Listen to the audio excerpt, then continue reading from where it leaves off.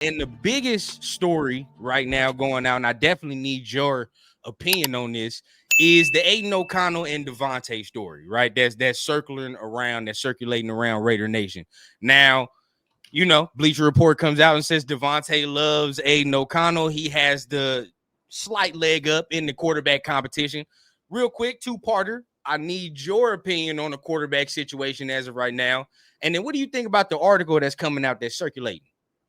Yeah, was it Jeremy Fowler that kind of started that? So it's interesting. So Jeremy Fowler was not at the Raiders OTAs or minicamp, right? So although he's part of ESPN, so he's going to get kind of like that hype or whatever, he wasn't actually there, right? So I just want to say that right away. But I do think Aidan O'Connell has the upper hand at the moment. I think that's kind of been widely reported by our beat writers as well. Hearing Devontae Adams say he quote unquote loves Aidan O'Connell, it sounds good in the offseason, but I want to see how it translates into the regular season. Right. Because this is something I've learned, I think it's like my 5th or 6th year covering the Raiders. Offseason hype doesn't always translate, right? It doesn't always translate. And then sometimes it might take a year for it to translate, right? Like an example would be the Raiders defense. When Patrick Graham first came to the Raiders, there was so much hype about our defense in the offseason. I think it was mini camp where we had like a crazy amount of interceptions. I think it was the Ram scrimmage specifically. We were having a ton of hype, right? And this was camp specifically, but it didn't translate into that season. But the potential was there, and it translated a year later, right? So what I say that because with Aidan O'Connell, it might not work this year, but maybe it'll work the year after, right? So we'll see what ends up happening. I don't want to take too much of that report. What do you think? What are your thoughts on that? Well, I mean, shout out to my guys that I go on live with each week, but we always kind of get in an argument about it, right? We're split. Me and one of my other guys, shout out to Turf, we like AOC, right? We feel like, honestly, like I feel personally the best situation for the Raiders long term would be for him to start. And for him to be the guy. That'd be the best situation long term. Now, does it happen? We'll see. I still have question marks about Aidan O'Connell when it comes to how will he be able to elevate the team. So we're going to talk about this a little later, but I personally feel the defense is going to win 6 to 8 games by itself, right? The defense, I feel like it can be that good, but what will the quarterback play add to it? What will the offense add to it? And that's kind of been the question that we've been having for years. So it's like, I haven't seen him win us games. And at the same time, I mean, the elephant in the room, the mobility factor, right? Like, how will he be able to kind of rectify that situation? That's kind of where I'm at with it right here. Yeah, it's interesting that you say that because, whenever I say, hey, I have issues with the mobility, people always reference Tom Brady. Well, Tom Brady's not the fastest quarterback. But I think Tom Brady over a long time, he was like 43 when he, in his most recent season or whatever his age was. Tom Brady for 20 years learned how to navigate the pocket. And then early on in his career, he was fast. He was quick enough, right? I think, Tom Brady in his first 3 seasons was probably faster than what we've seen Aidan O'Connell. Yeah. Right? I think Aidan O'Connell is like on the very, very, very end of the spectrum in terms of his movement. But I do hope it translates into the Raiders having success, even if he's not able to move. He can still throw the football. I think there were reports that this guy was doing really, really well in OTAs ahead of Gardner Minshew. I think those were kind of like the reports coming out. The zip on his ball is a little better. So that's the vibe I got. Yeah, that's something to at least look forward to. And I'm actually excited for that. I really want to see what this guy can show us in the preseason, and then even as you kind of go forward into the actual season. Now, something that excited me real quick before I get to that, Space Beast, I appreciate the super chat for sure, man. Glad to have you here, man. Hey, my guys are excited to have you in the building, man. So I know it's going to be a good show.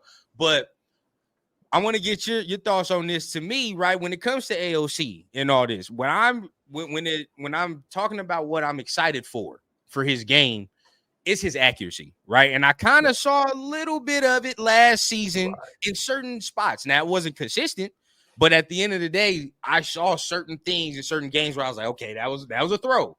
That was a throw. So do you think that he has that type of skill set to be able to hone in on, become that franchise quarterback? And do you think that's enough? Because realistically, that's really what he's going to lean on the most. Right. Yeah, I mean, I honestly think when it comes to, if you look at a quarterback, there's so many different categories. But if you're only looking at his ball placement, if you're only looking at the accuracy, the zip, the power, he checks those boxes. Honestly, Aidan O'Connell's, if you take the 32 starting quarterbacks and Aidan O'Connell's one of the 32, he's probably in the top 10 in terms of ball placement.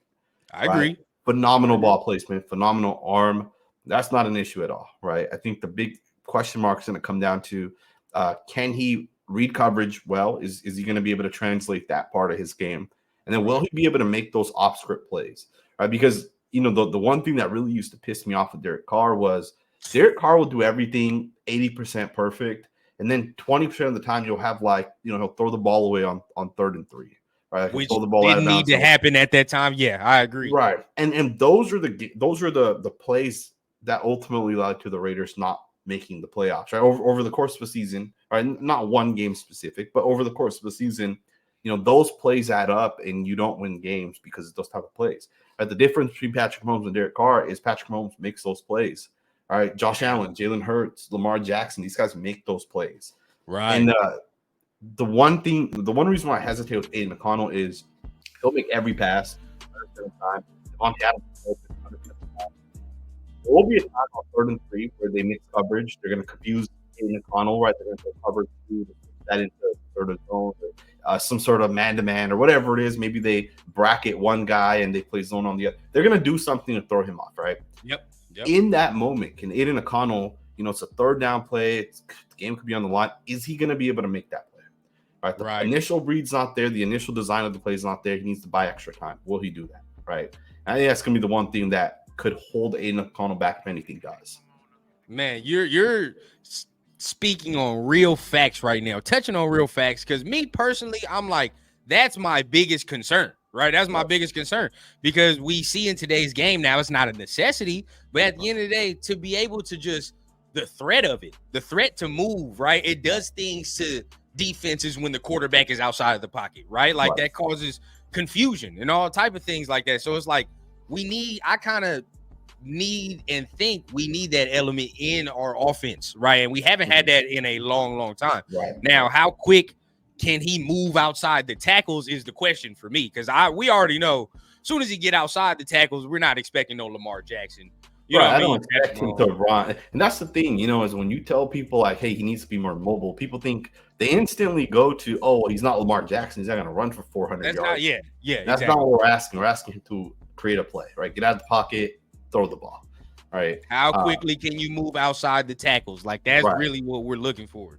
Right. So, and I think that's the one thing with Gardner Minshew, that Minshew has the upper hand. Right. Minshew might not be as good of a passer as Aidan O'Connell, but Minshew can move well, right? He's quick enough. That's correct. Fast enough. I think the one thing with Minshew that's going to limit him is his ability to read coverage consistently. I think if there's one thing I've seen on tape from him over the past season is that when teams, and keep in mind, there's certain teams that'll mix coverage like crazy. Every week, the Patriots will mix coverage no matter what. So when teams go in to play the Patriots, they expect them to mix coverage. They expect them to do different things. Right. But then there's teams like the Chiefs that'll play man coverage on majority of snaps. And then it's those key moments that they mix coverage, right? So when you don't really expect it. And in those moments, Gardner Minshew is the type of quarterback to throw an interception, right? So that's going to be the one thing on him. But it's going to be an interesting battle regardless, right? Because one of those guys is going to have to step up, right? We know what Minshew is. Aidan O'Connell is the fun wild card for me. So I'm actually really excited to see what he has.